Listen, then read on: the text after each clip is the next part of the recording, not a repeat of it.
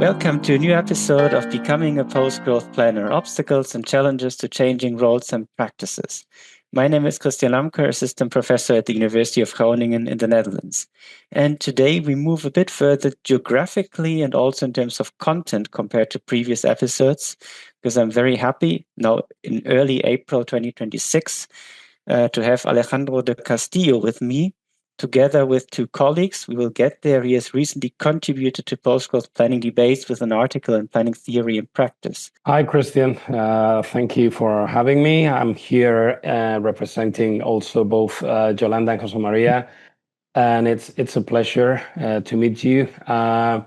So we are an hybrid team and working from different parts of the world. I'm normally based in Colombia, but also traveling very often to Spain, where we have like our main office. We now talk as you're in Colombia, so quite a couple of hours difference between us, quite far that we move now to South America. In the first part now, I would like to get a bit to the paper that you've written together. The paper was called Reflections on Post-Growth Planning, Practices of Undoing, Deurbanization and Deconstruction, and Methodology for Eco-Social Transition, published in Planning Theory and Practice. Mm-hmm. What has brought you to write this paper? What has brought this author team together? I think, well, we're a very, as I mentioned, a hybrid team. So it's myself, Yolanda, and Jose Maria, and I'm also part of an office called Nundo or Undo, and we work in the intersection of architecture, territory, and eco-social transition, and we explore like alternatives ways of doing, again, architecture and urban planning, but with a very different approach, which is mainly focusing on not doing and doing and rethinking what already exists. This is basically towns and cities. And we work towards sustainability and eco-social transition. So what led to the paper? Well, I think that the paper, again, emerges from these concerns, our concerns and discussions on how post-growth debates remain largely theoretical, and even that, like architecture and planning are mainly practical disciplines. In this case, there is a lack of operational frameworks and case study on how this, and growth or post-growth theory it's turned into action. Yeah, you went into quite a particular context with the Mediterranean coast and what you call the urban tourist growth machine. What do you mean by that? What is the situation there? How does it look like? Or what are also the major problems, local developments that you saw? Well, we have focused on the Mediterranean coast, especially in Spain, and because we think this is a very, very like the very perfect example in a territory where a lot of contradictions are really more visible. You were mentioning, urban growth machines, and we like to use this territory, and I think it fits really well the Mediterranean coast, because this was first introduced by Molotov and Logan, but it describes a very particular systemic condition where like tourism is not just leisure, but a driver of continuous urbanization. It's a main force also of capital accumulation. It really produces overconstruction and land saturation with infrastructures that really exceed social needs and serve to private urban development. And they kind of over-dimension territories, which is a barrier to what we believe architecture should be, which is something that transitions the actual situation to something socially and naturally sustainable. And so all the Mediterranean coast is a perfect example, as I mentioned, of this. And it really, and tourism is really locked into growth through like real estate speculation, again, political and social economical dependencies, and the financialization of land, and basically like mono-use, mono-functional activities, which also on the other hand brings a lot of fragility to the territory, as for example, like COVID-19 proved.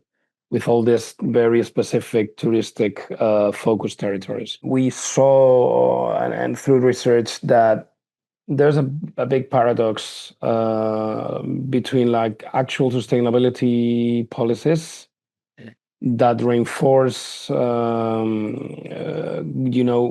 if they don't want to, they reinforce growth and through efficiency and greenwashing. So we believe our approach is really working on what we call, well, like, academics call it like a strong sustainability and again, eco-social transition. Our listeners will already notice, compared to some other episodes, we move quite far into detail, into architecture, into examples, and your paper also includes examples of, I call it undoing in terms of the urbanization, of deconstruction, but also renaturalization.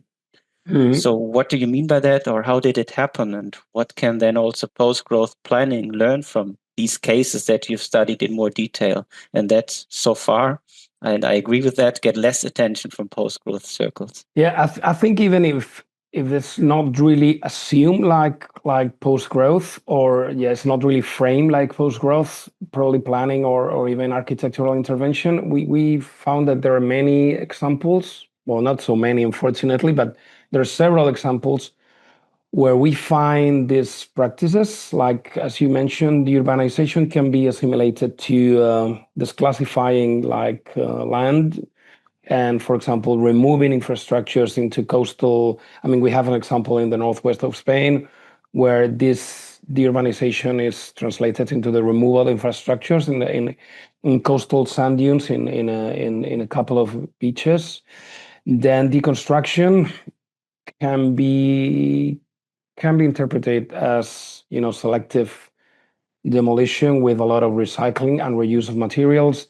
And in this case, we have the example of the demolition of a touristic complex in Cap de Creus in the northeast of Spain, in this case, and the Club Med, like a vacation tourist complex with a lot of houses and stuff that has been completely demolished, and the landscape has been restored.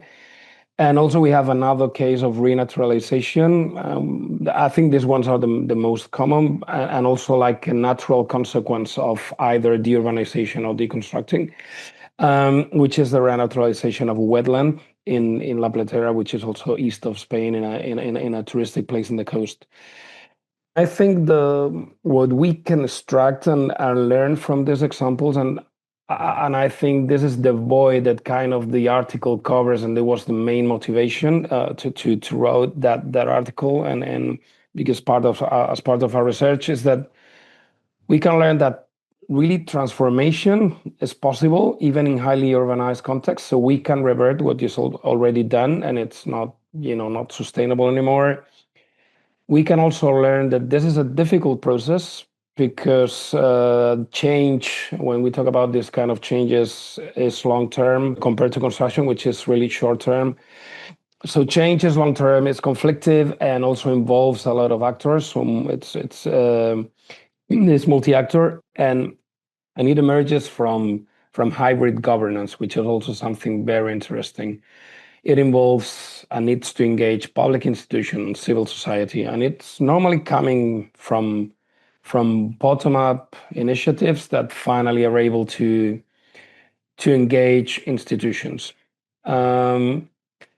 So I will say that, I mean, like post-growth planning and architecture, when it's translated into action, is not only about stopping growth, which is uncontrolled and unsustainable, it's not sustainable anymore, but it's also about reversing actively past spatial decisions which are not sustainable anymore.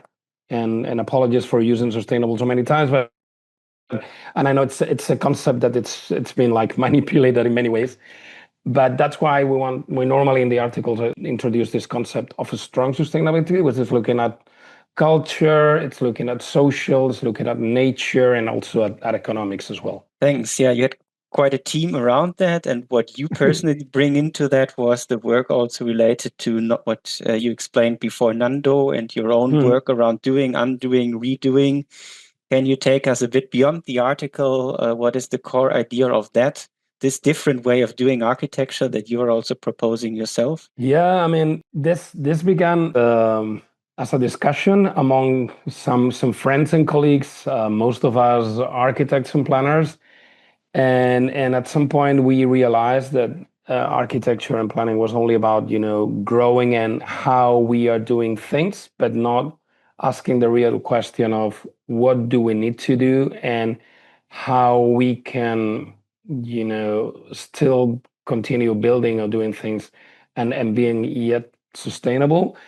And then we realized that there are some other very, very, strong tools that can be used, and we're completely out of the scope of the discipline.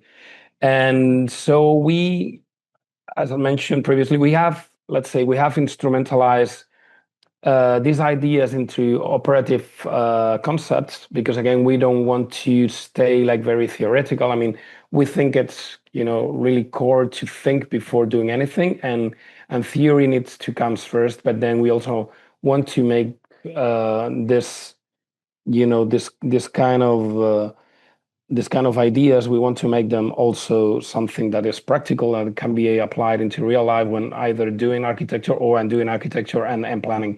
So again, these three concepts are not doing, which means avoiding necessary intervention. And we believe this is something that architects and planners, are trained for. So it's not only about, okay, let's do this, and how am I doing that? Talking about having these discussions, but what can we avoid or prevent doing and will really improve the environment? That's one thing. The other one is undoing, as something that, it removes harmful or obsolete structures. And redoing, which is, I think, more common, it's related more to recycling and reconfiguring systems in a more useful way. So that I think that the key concept here is shifting from architecture as production, mainly production, producing things, to architecture as a decision making about intervention needs and intensity. So, and we really aim, because the planet needs to, and this is something that it's not really very arguable. We aim to reduce territorial, urban, and material metabolism. And we understand architecture that as something that is less about building and more about how we manage existing systems, how we enable economical and territorial recovery, which is needed in many cases, and how we redefine value beyond construction. Can imagine there was quite heavy debates involved around there, and also conflicts. I had, yeah. What are the major obstacles, challenges that you faced or still face when bringing your thoughts to reality in discussions with different people, specific local places, your projects? Yeah. We have dozens of stories that we can tell about that, because we began this in 2011, so just 15 years ago. And at the beginning, it was a lot of, confrontation, as you mentioned. Like, architects were finding this as a, personal offense, basically, to their work. But yeah, to mention some of them, I think the main ones, or the most important ones, are the main one will be the paradigm, like the cultural resistance. So basically, because growth is embedded in our society, in architecture, and as a capitalism tool. And this was already identified by Donella Meadows, which I think we mentioned a couple of times in our articles in the 70s. And sometimes, and we also find this many times also at the university, and when having academic debates, that not building or not constructing is often perceived as a kind of a failure, of the process, or what architecture is meant for. So I would say this is the main one. I like paradigm, like changing that paradigm, that main idea around architecture, growth, happiness and progress growth. That's the main one. Also, there's a huge institutional inertia. Again, planning, and I think this is very not only very specific and has a strong position in Spain, but it's not a Spanish thing. I think it's almost all over the world that planning is designed to enable development, and an opposite is not designed to enable, repairing what already exists and making cities a better place to live, but also it's just enabled to provide, to produce growth and development and occupying territory. And then I will say that there's also a big conflict of interests, as planning and finance and money structurally depends on growth. And this is and I think that's why tourism is a great example, and we use it in the article and in our research, because structurally they depend on growth and new releases. Yeah, can well follow the challenges the challenges you're talking about. But 15 years later, we are still talking about that. So it means it's possible. Yeah, and I think one of the most valuable things that Undo does is that we have demonstrated through the years, through different projects, with some of them have been recognized in different competitions and through different prizes, is that you can bring value to the territory by not doing, undoing, or redoing. And but again, this whole approach is, let's say, politically unpopular and basically counterintuitive. And it's also linked to what we teach at university. Well, still architecture practice is about how we do things and not why we do things or what things should be done and which ones shouldn't be done. And also, I think on top of that, this practices, and if you just do a bit of investigation through these examples I mentioned, or the ones we presented in the article, are really slow, are legally very complex, because they sometimes need of new methodologies, new laws, new tools, and again require a lot of consensus across different actors and interests, which are not easy to. I mean, first of all, you need to sit all the people at the same table, and then, reaching consensus is something that it's been difficult sometimes and takes a lot of time. Yeah, we're already deep into some of the frictions and problems on the way, and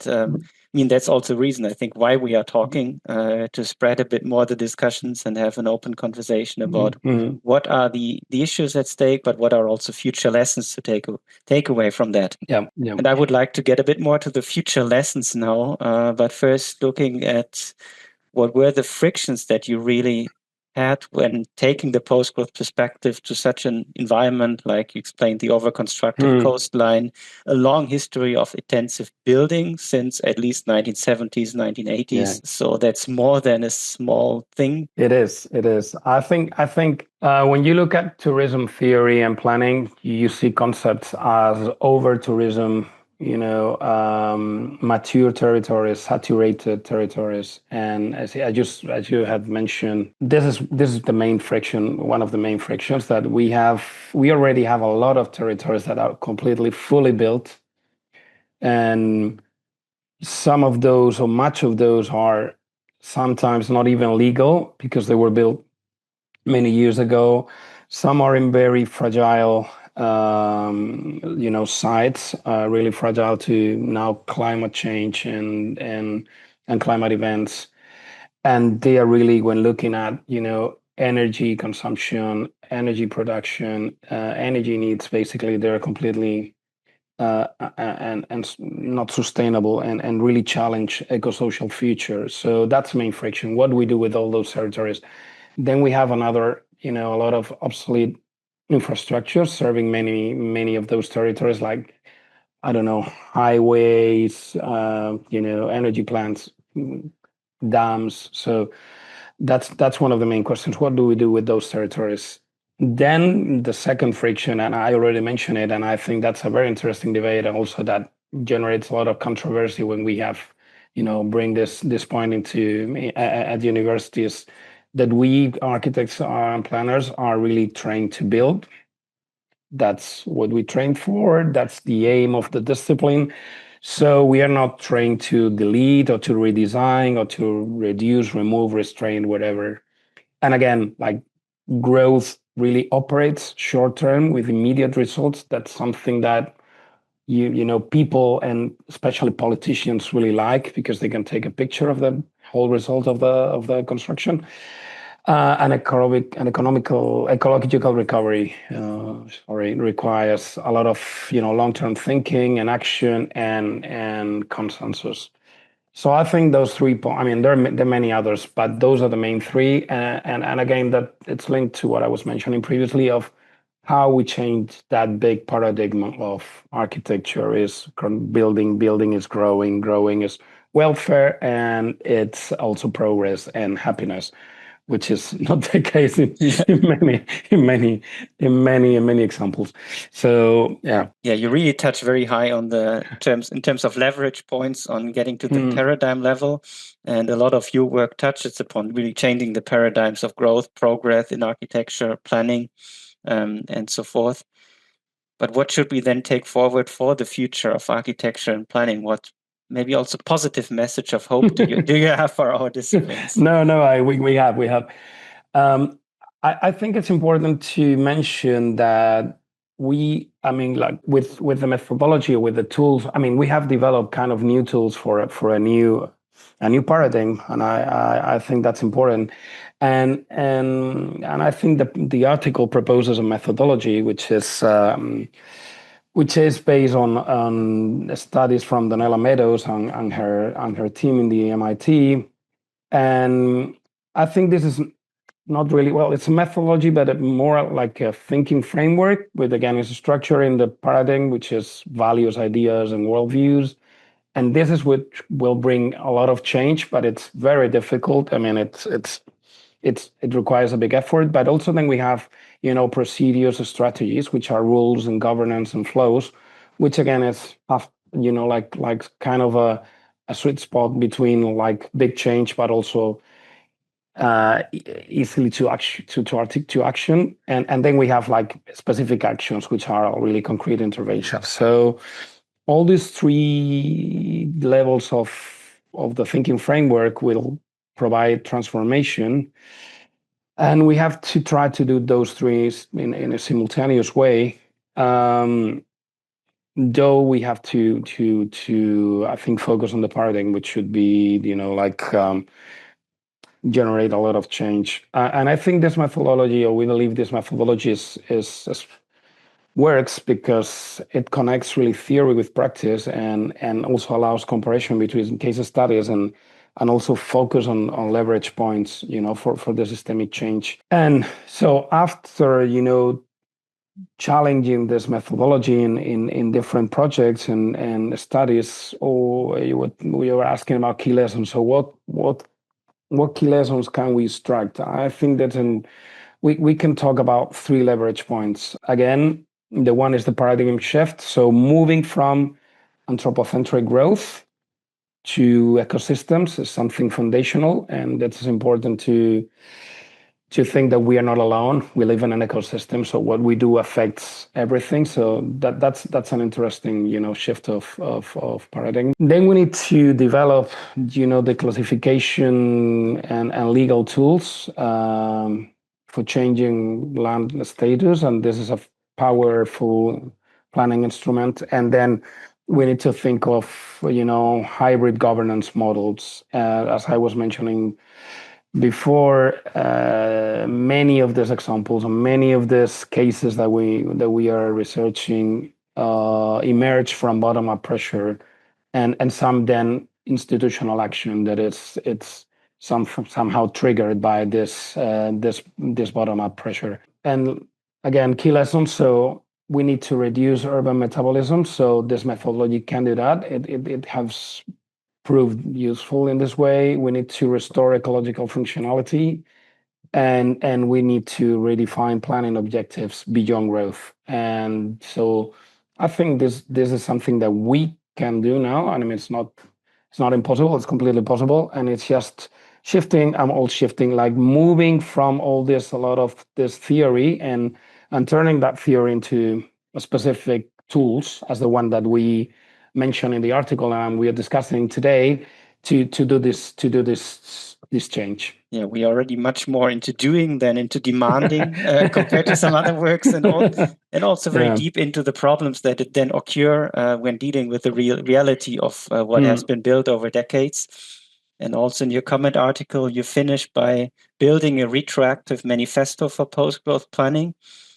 How can we envision that, and what is then a lesson for a practitioner in urban development and planning, maybe already tomorrow? So what can I do? What can I do now? So I think the retroactive manifesto is brings a lot of hope, in the sense that we can do planning and architecture in a different way, and we want to emphasize that we look at existing practices and recognize them, which is probably the main gap. It's not that the practices don't exist, but they haven't been framed as or recognized as, even by their own authors.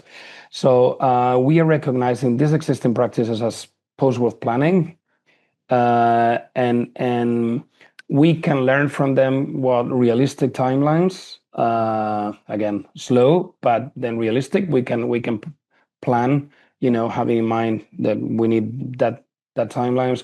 We can construct and find actionable strategies and new governance models. And we can say that the manifesto, it's aiming for, moving from projecting ideal futures, which are, mainly unrealistic, and serving, again, growth in one way or the other, either through, fake green strategies, or even, efficiency, which has proven something that favors growth again. So moving from this, ideal futures, and we don't consider what's going on now and what the main problems are, towns and cities and territories. So moving from that scenario into learning from real sustainability transformation that is already working. And this is what these case studies really show, that we already have this. I mean, there are examples that are very that have proven good, the methodology, and that have proven that it is possible to do planning and architecture in a different way, and that really, this new way of doing things, it's working towards this eco-social transition that we really need, because the planet is, as we know, is not infinite, and we continue doing things as if it was. So yeah, thanks for taking me and us into all your experiences and projects and thoughts. I would love to hear even more of that. But as we now reach almost half an hour of talk, I think we should come to the closure, and then also to the very end move to ask you to finish the sentence post-growth planning is for all of us. Okay, so please let me just literally read.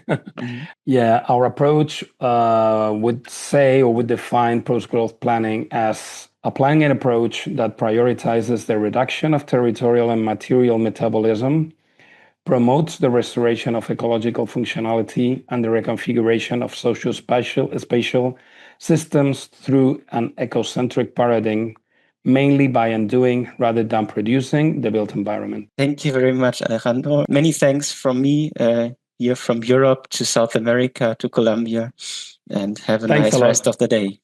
Thanks a lot, Christian. Thanks for having us. And again, just to say that I'm part of a big team, and great to share our ideas here with you and with all the people listening and to the podcast and watching the YouTube video.